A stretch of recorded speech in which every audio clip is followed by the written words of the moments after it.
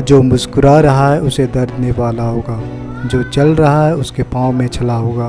बिना संघर्ष के इंसान चमक नहीं सकता, जो जलेगा उसे दिए में उजाला होगा। संघर्ष क्यों बचे संघर्ष से? संघर्ष ही तो जीवन की आत्मा है। जितना कठिन संघर्ष होगा उतनी ही शानदार जीत होगी। एक बार एक किसान भगवान से बहुत ही नाराज हो गया। किसान बहुत मेहनती था, बहुत मेहनत से खेतों में अनाज उगाता था, उसकी देखभाल करता, पर अक्सर उसकी फसल खराब हो जाती। कभी सूखा पड़ जाता, कभी बाढ़ आ जाती, कभी तेज धूप, कभी आंधी, कोई ना कोई कारण बन ही जाता, उसकी फसल खराब हो जाती। एक दिन किसान गुस्से में आसमान की ओर देखकर भगवान से कहा, हे ईश्वर, आपको लोग सब ज्ञाता मानते हैं कि आप सब जानते हैं, कहते हैं कि आपकी इच्छा के बिना एक पत्ता भी नहीं होता। मुझे तो लगता है कि आप छोटी सी बात भी नहीं जानते। आपको तो ये भी नहीं पता कि खेती बाड़ी कैसे करती है। अगर आप जानते होते तो हर समय जो बाढ़, आंधी और तूफान आते वो कभी नहीं आते। आप नहीं जानते कि कितना मुश्किल उठाना पड़ता है हम किसानों को।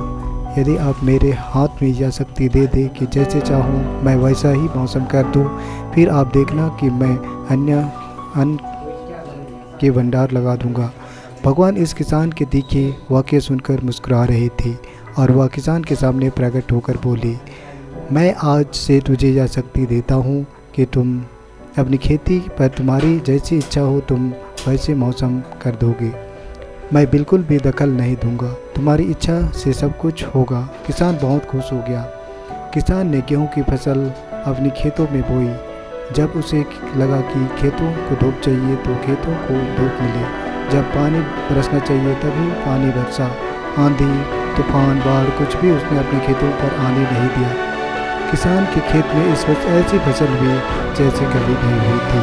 हरी भरी लहराती फसल मन ही मन बहुत खुश हो गया और सोचने लगा, और सबूत के साथ दिखाऊंगा भगवान को कि मेरी ऐसे कहती है शक्ति का सही उपयोग। मेरी सफलता देखकर उन्हें अपने नियम जरूर बदलने पड़ेंगे। एक दिन गुजरने, फसल काटने को तैयार हो गई। किसान बहुत उत्सुकता के साथ फसल को काटने लगा, और जैसे ही उसकी नज़र गेहूं के बलियों पर गया तो उसने अपना सिर पीट लिया और वह रोने चिल्लाने लगा। गेहूं की एक भी बल्ली के अंदर गेहूं का दाना नहीं था, सारी बलियां अंदर से खाली थी। किसान बहुत दुखी हो गया। उसने भगवान को रोते हुए फिर पुकारा, हे प्रभु, तुमने ये मेरे साथ क्या किया? क्या तुमने मुझे कोई सजा दी? भगवान बोले, पुत्र, ये तो होना ही था। तुमने पौधों को संघर्ष करने का मौका ही नहीं दिया। ना तो तुमने उन्हें आंधियों से जूझने दिया, ना तेज बारिश से सहने दिया, और ना ही धूप में तपने दिया। एक भी चुनौती का सामना तुमने उन्हें नहीं करने दिया, इसलिए सारे पौधे अंदर से खोखले रह गए।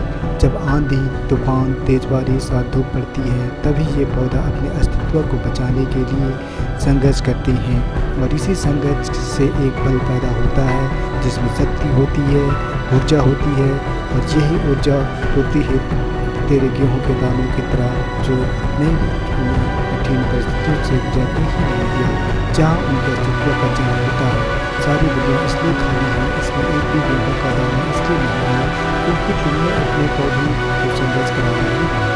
याद रखिए, स्वर में आवाज तभी आता है जब वह आगे निकलने और थोड़ी सी तकनीकी से संघर्ष में हो जाता है। कोयले का टुकड़ा पूरा तभी बनता है जब वह उठता है और उस बात की दृष्टि परिस्थितियों से निकलता है।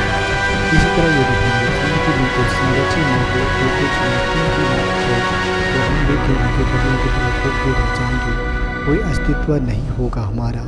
विपरीत परिस्थितियाँ, चुनौतियाँ, समस्याएं हमें और अधिक निखारती है। यदि जीवन में कठिन परिस्थितियाँ और चुनौतियाँ आए तो घबराना मत, बल्कि सामना करना, विश्वास करना कि अधिक निखर जाओगे और अधिक मजबूत बन जाओगे।